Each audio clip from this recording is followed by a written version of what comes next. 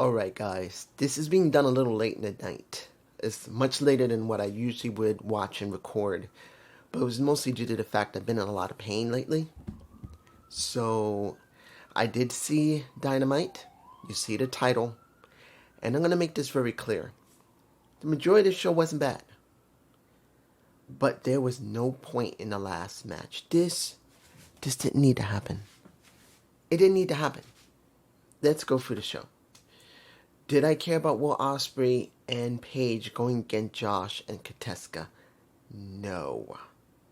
Because there was no need to do can they coexist. You didn't need to see if Will can coexist with, and you didn't need to. Adam Page did not need to see if he can work with Will Ospreay. There was no point in this match. It wasn't. Did it cause tension? Yes. But we've had this so much. Can they coexist? It's not necessary in the situation right in this situation. It wasn't necessary.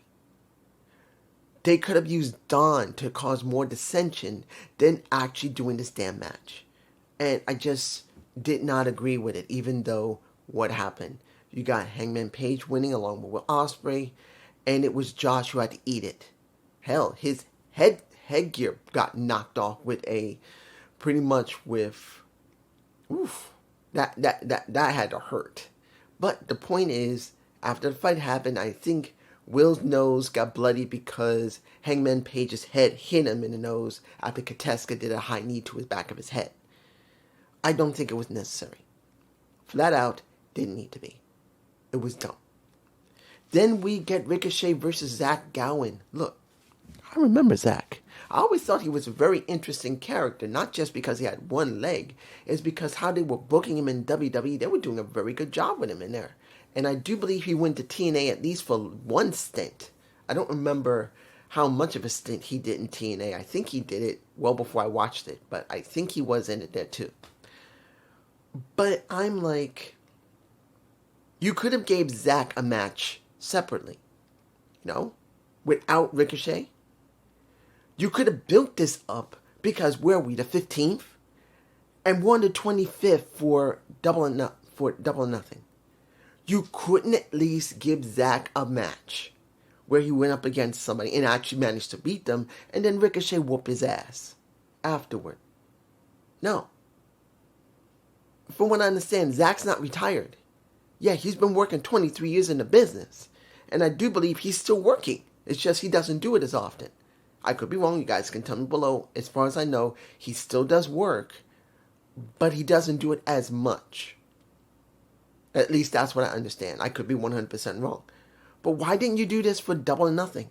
He is a legend in wrestling. And you just throw him away in this. And now you're going to see Mark Briscoe have this match. Where, yeah, I'm kind of glad to see Marcus getting something. But did he need, and I'm sure they're going to make this a match at Double or Nothing, when you could be using Zach Gowen, someone you've not seen on AEW TV, and then set this up for a match at Double or Nothing? This is dumb. Then we get, I'm going to skip around a little bit. Eliminator match that's in a tag match. What? I'm saying it again. An eliminator match within a tag match. We got Miura Shirakawa and Zaya. I believe Zaya? No, what is the name? Zuma. I think that's the name. Zema or Zuma. I've never seen her before. First time I've ever seen her. Then you got the returning Sky Blue.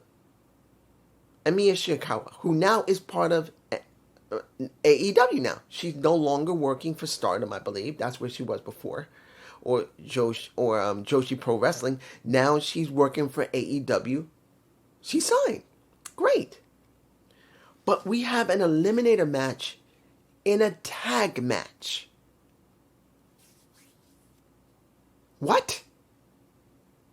And Miura Shirakawa gets a pin. She manages to roll Tony Storm back. When she thought she had her, she managed to roll her back. And now within less than 10 to 15 seconds, no, 20 seconds, maybe maximum 30, we get Mia Shiokawa. She now is a winner, and now she supposedly gets that's an eliminator match, and now she gets a match at Double or Nothing, and within about 30 seconds, we get the graphic for it.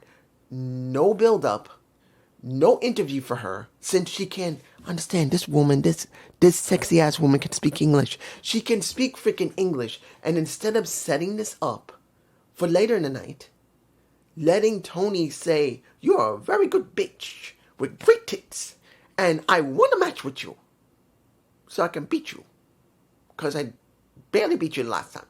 Nothing. With only 10 days left. I'm like, what?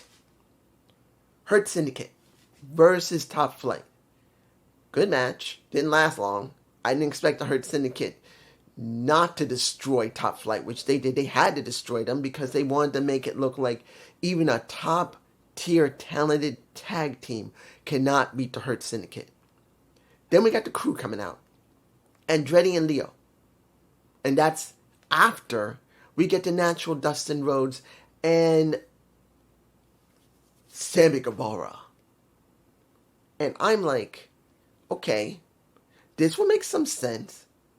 But then at the same time, it does not. Why are the ROH Tag Team Champions on Dynamite? On Dynamite. And if I remember correctly, if I'm remembering correctly, isn't Dustin also the TV champion? Why is he on Dynamite wanting to get the titles there? Why is he not focusing on ROH? I know you're going to say, dude, they do this all the time. Yes, but if you're going into this to try and make any sense out of this, we have not seen them do much wrestling on Dynamite, let alone probably Collision. I don't remember seeing them on Collision doing a match. If they've been doing all their matches on ROH, what right do they have to even say they deserve a title shot? What right? I can understand the Crew because you've seen actually Andretti. You've seen Leo Rush there. But that makes no damn sense. Now, I'm just telling you, it just doesn't make any sense. And I'm not glazing over what happened with, we got Jamie Hayter almost taking a Mercedes Moné head off. Then we get Mercedes angry at Arza, I think that's her name. And angry that she lost one of her titles. So now it's not 4, it's now 3. This is what happened when you don't really show a lot of your champion losing something, unless I missed it. And I'm like, what? FTR destroying Niles McGuinness and Danny Garcia. I did not see the segment of Collision. I missed it. I was in a lot of pain, and I won't lie, there's been situations in my building again that's cropped right up again while I've been in pain because of the crazy weather. It made it very difficult to stay focused and not be in pain. That's the reason, one of the reasons why I'm doing this video so late. Now the pain has subsided enough that I can do a video and focus. And the situation in my building is not bothering me. But it's like, I didn't see it. So I don't know what exactly happened with, even though they did show a small snippet of it, knowing that you're going to have something with Niles McGuinness and Garcia, it's not bad. But I'm like, why isn't FTR beginning to build themselves up to go up against the Hurt Syndicate? Tell me why. Can you tell me why? Why are they working with Niles McGuinness, who doesn't wrestle much at all, and then you have a Daniel Garcia who should be doing something else? I'm confused. Maybe it's because I haven't really been able to see the product or stay focused very well because of pain. But you guys can tell me below what I'm missing. Okay, MJF and the Hurt Syndicate after their match. I'm going to tell you this. What did I feel about MJF joining the Hurt Syndicate? I'm fine with that. In fact, I'm happy to see it.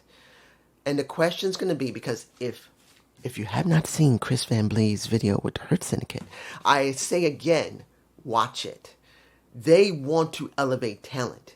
And MJF, who is known by MVP and Shelton, they met him years ago. They know him.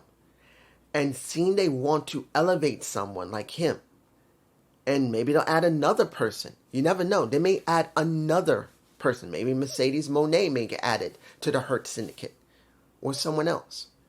But seeing that going to elevate MJF, it's going to be good. But also, we don't know when they're going to hurt him. I know they're going to hurt his ass eventually. They're going to hurt him, and eventually MJF will go up either against Shelton. Bobby will be next, obviously. I don't know if he would ever go up against MVP. He might. That might actually be a very interesting story, where you're going to have MVP, a longtime friend, kicked his ass, and he says, "You want me? Come on." And MVP will get in the ring with MJF. He may go for MJF. MJF may go for MVP, then Shelton, and then he meets Bobby. I think that would be a very interesting situation, but that's just me. But I'm hoping to see the banter between all of them and how they're going to go behind MJF's back and say, "Can we hurt him yet? Can we hurt him yet?" They're going to MVP. "Can we hurt him yet?" They say, "No, we're doing good because of him. Let's see he gets what he wants, and then you guys will get what you want." But that's just me. Let's go to the final here. The steel cage match. Gabe Kidd showing up. I'm not even going to explain if the match was bad, because it was not bad. Now, mind you, blood was spilled. Unlike TNA, that does not want to use blood the way they normally would do it, just any way, willy-nilly, as I'm being told, they want to use it sparingly. Fine. As I said in my last TNA review, seeing that blood is banned, if it's being done on an Impact Plus show or a pay-per-view, fine. If they're going to use it only when they feel it's necessary for the story, fine. I have no problem with it. So there you go with TNA. AEW doesn't have the restriction. They don't really give a damn flip. They're going to do blood. And, of course, you got Moxley always getting busted open. Eventually he does.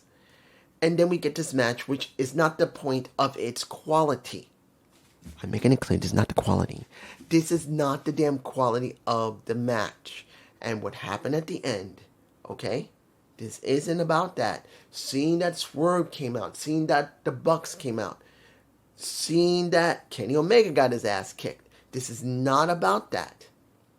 This is about, was it necessary, instead of just constantly having all these guys fight one another and just doing Anarchy in Arena match without this match? I'm like, I told you guys, if Joe does not win, this was a waste of time. This was a waste of a match. It was. They could have announced an Anarchy in Arena match. They could have done another Smaz attack. And then everyone came together and everyone was fighting. And we're now going to have Willow in the match. We're going to have Marina Shafir is going to be in the match. You could have easily set this up without the steel cage match, which should be a special thing. Because this wasn't about making it good for Joe. People wanted Joe to win. People want Swerve Strickland to win. But we have not gotten Swerve winning against Mox. We have now not gotten Joe winning against Mox. I knew he wasn't going to win. We go to this match in Anarchy in Arena.